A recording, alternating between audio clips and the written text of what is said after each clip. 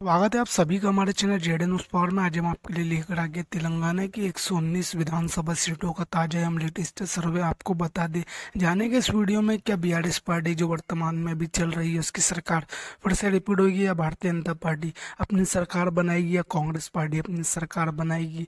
Video के अंत तक के बने रहे और चैनल पे नए तो हमारे चैनल जेडे न्यूज पावर को सब्सक्राइब करके लाइक जरूर कर दे। आपको बता दें तेलंगाना में सबसे ज्यादा 119 विधानसभा की सीटें आती है। जिस भी पार्टी को तेलंगाना में सरकार बनानी होती है उसे 60 सीटों की जरूरत होती है। जिस भी पार्टी को या जिस भी दल को तेलंगाना में 60 सीटें मिल जाती है उसकी सरकार पूर्ण बहुमत की तेलंगाना के अंदर बन जाती है। आपको बता दें तेलंगाना में पिछले 2 बार के चुनाव से बीआरएस पार्टी यानी भारतीय राष्ट्र समिति बहुत अच्छा प्रदर्शन करती हुई आई है।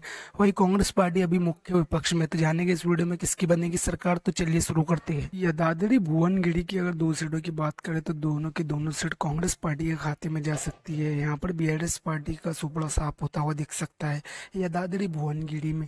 इसी के साथ वरंगल अर्बन की 3 सीट में से 2 सीटें कांग्रेस पार्टी को मिलती हुई दिख सकती है। तो ये भारतीय राष्ट्र समिति के खाते में 1 सीट जा सकती है। तो ये भारतीय जनता पार्टी को 0 सीटें मिलती हुई दिख सकती है। इसी के साथ अब अगले क्षेत्र की बात करें तो वरंगल ग्रामीण हमारे सामने निकल कर आ गया। यहाँ पर बीआरएस पार्टी यानी भारतीय राष्ट्र समिति के खाते में दोनों की दोनों सीट जाती हुई दिख सकती है। इसी के साथ वनपति की 1 सीटों की बात करें तो बीआरएस को 1 सीट मिल सकती है।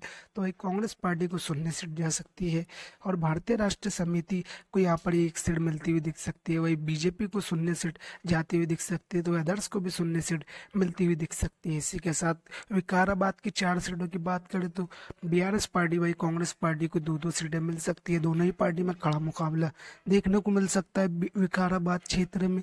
इसी के साथ अब अगले जिले सूर्यापेट की 4 सीटों की बात करें तो 3 सीटें यहाँ पर कांग्रेस पार्टी को मिल सकती है। कांग्रेस पार्टी सूर्यापेट जिले में काफी मजबूत मानी जाती है। वही बीआरएस पार्टी को 1 सीटें मिलती हुई दिख सकती है। इसी के साथ अब बात की जाए अगले क्षेत्र सिद्दीपेट की 4 सीटों की तो 2 सीट कांग्रेस को 2 सीट बीआरएस को मिलती हुई दिख सकती है। यहाँ पर कांग्रेस और बीआरएस में कड़ा मुकाबला देखने को मिल सकता है सिद्दीपेट जिले में। इसी के साथ संगा रेड्डी जिले की 5 सीटों की बात करें तो यहाँ पर बीआरएस को 2 सीटें कांग्रेस को 3 सीट मिल सकती है। तो ये बीजेपी के खाते में 0 सीटें जाती हुई दिख सकती है। तो अदर्स को भी यहाँ 0 सीट मिल सकती है। इसी के साथ अब बात की जाए अगले जिले की तो अगला जिला हमारे सामने निकल कर आ गया है रंगारेड्डी, जहाँ पर विधानसभा की 8 सीटें आती है। 4 सीट बीआरएस को, 3 सीट कांग्रेस को मिल सकती है। 1 सीट भारतीय राष्ट्र बीजेपी के खाते में जा सकती है। वही भारतीय राष्ट्र समिति बीआरएस को यहाँ पर 4 सीटें मिलती हुई दिख सकती है रंगारेड्डी क्षेत्र में। राजनन्ना सिरसला की 2 सीटों की अगर बात करें तो कांग्रेस को 1 सीट, बीआरएस को 1 सीट मिल सकती है। वही भारतीय राष्ट्र समिति के खाते में 1 सीट जा सकती है। वही बीजेपी को यहाँ पर 0 सीटें मिलती हुई दिख सकती है। अब बात की जाए अगले क्षेत्र की तो अगला क्षेत्र हमारे सामने निकल कर आ गया पेदापल्ली, जहाँ पर विधानसभा की 3 सीटें आती हैं। यहाँ पर बीआरएस को 1 सीट, कांग्रेस पार्टी को 2 सीटें मिल सकती है। वही बीजेपी को यहाँ पर 0 सीट जा सकती है। आपको बता दें जिस भी पार्टी को तेलंगाना में सरकार बनानी होती है उसे लगभग 60 सीटों की जरूरत होती है। इसी के साथ अब बात की जाए अगले क्षेत्र की, निर्मल हमारे सामने निकल कर आ गया। निर्मल की 3 सीटों में से यहाँ पर कांग्रेस पार्टी क्लीन स्वीप कर सकती है। 3 की 3 सीटें कांग्रेस पार्टी को मिलती हुई दिख सकती है। तो ये बीआरएस को 0 सीट मिलती हुई दिख सकती है। इसी के साथ अब अगले क्षेत्र नलगोंडा जिले की 6 सीटों की बात करें, 3 सीटें बीआरएस को, 3 सीट कांग्रेस को मिल सकती है। नागर कर्नूल जिले की 3 सीटों की बात करें तो 3 की सीटें कांग्रेस पार्टी को मिलती हुई दिख सकती है। बीआरएस को 0 सीट जा सकती है। तो वही बीजेपी को भी यहाँ पर 0 सीट मिलती हुई दिख सकती है। वही इसी के साथ अब अगले क्षेत्र की बात करें तो अगला क्षेत्र हमारे सामने निकल कर आ गए यहाँ पर मलकाजगिरी, जहाँ पर विधानसभा की 5 सीटें आती है। 2 सीटें यहाँ पर कांग्रेस को मिल सकती है। 3 सीटें यहाँ पर कांग्रेस को, 2 सीटें बीआरएस को मिल सकती है। मेदक की 2 सीटों की बात करें तो 2 सीटें यहाँ पर मिल सकती है कांग्रेस पार्टी को। तो वही बीआरएस पार्टी के खाते में 0 सीट जा सकती है। तो वही भारतीय जनता पार्टी के खाते में भी यहाँ पर 0 सीट जा सकती है। बीजेपी का खाता खुलना मेदक जिले में मुश्किल लग रहा है। इसी के साथ अब अगले क्षेत्र मंचेरियल की 3 सीटों की बात करें तो बीआरएस को 2 सीट, कांग्रेस को 1 सीट मिल सकती है। बीजेपी को यहाँ पर 0 सीट, अदर्स को भी यहाँ पर 0 सीट मिल सकती है। इसी के साथ अब बात की जाए अगले क्षेत्र महबूब नगर की 5 सीटों की तो 2 सीटें यहाँ पर बीआरएस को 2 सीट, कांग्रेस को वही बीजेपी को यहाँ पर 1 सीट मिल सकती है। बीजेपी का खाता खुलता हुआ दिख सकता है महबूब नगर में।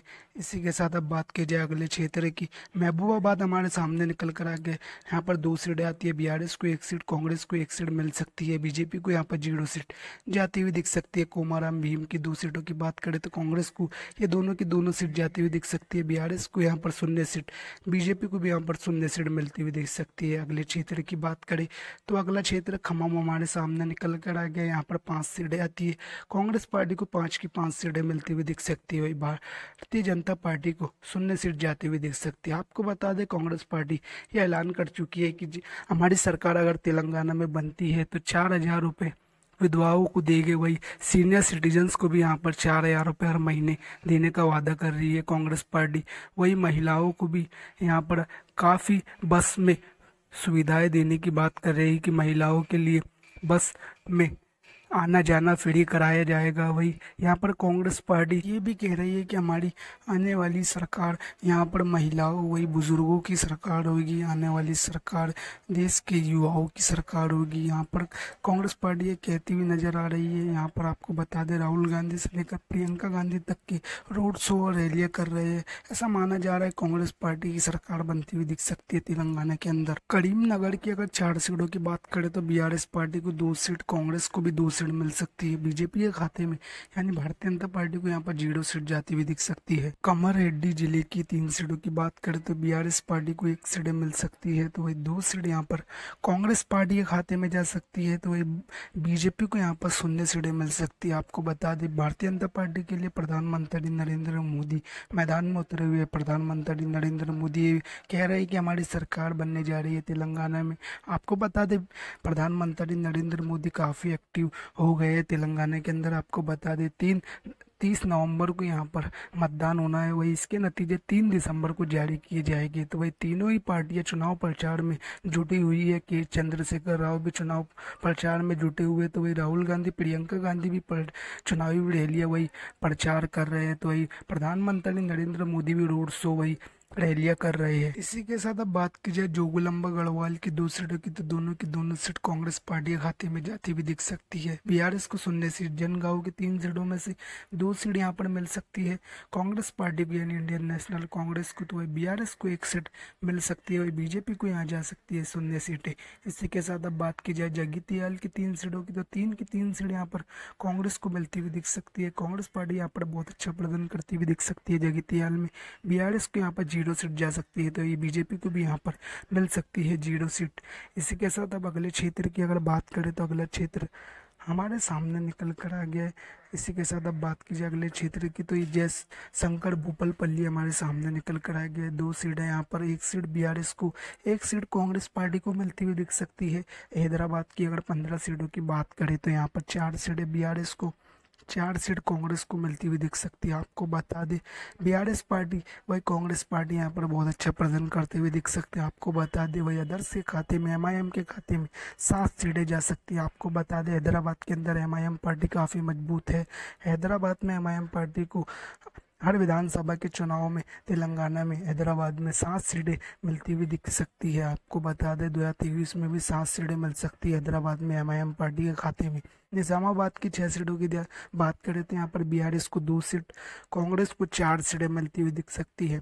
वही बीजेपी को यहाँ पर 0 सीट जा सकती है। बीजेपी का कुछ यहाँ पर खाता खुलना मुश्किल लग रहा है। इसी के साथ कोटा मुंडम की 5 सीटों की बात करें तो बीआरएस को 3 सीट, कांग्रेस को 2 सीटें मिलती हुई दिख सकती है। तो वही भारतीय जनता पार्टी को यहाँ पर 0 सीट जा सकती है। आदिलाबाद की 2 सीटों की अगर बात करें तो यहाँ पर बीआरएस को 0 सीट, कांग्रेस को 2 सीटें मिल सकती है। तो तेलंगाना की संपूर्ण 119 विधानसभा सीटों के आंकड़े हमारे सामने निकल कर आ गया। भारतीय राष्ट्रीय समिति के खाते में 41 सीटें जा सकती है।